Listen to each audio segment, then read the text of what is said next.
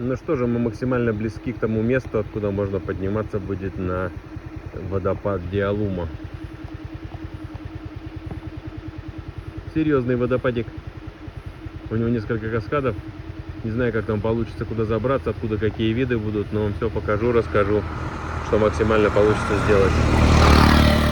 Все спешат туда, особенно тук-туки и другие виды такси. Но я напоминаю, что я здесь на байке еду, на скутере на этом. В общем, кругом живности куча. Ну, идем дальше.